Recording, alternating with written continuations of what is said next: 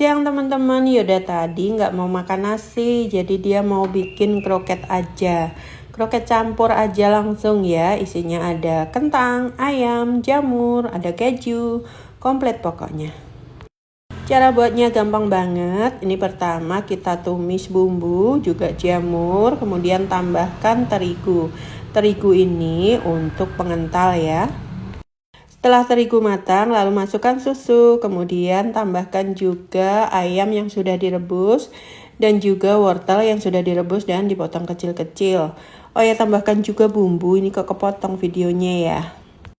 Resepnya udah aku tulis di video semua ya teman-teman, kemudian tinggal diaduk rata hingga kesat. Jangan lupa cek rasa ya, rasanya itu gurih dan ada sedikit manisnya.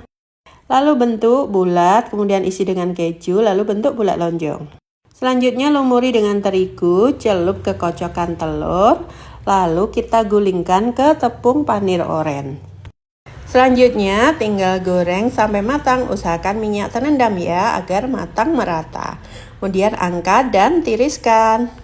Nah ini dia kroketnya sudah siap disajikan ya teman-teman. Sajikan hangat-hangat biar kejunya meleleh, enak banget rasanya.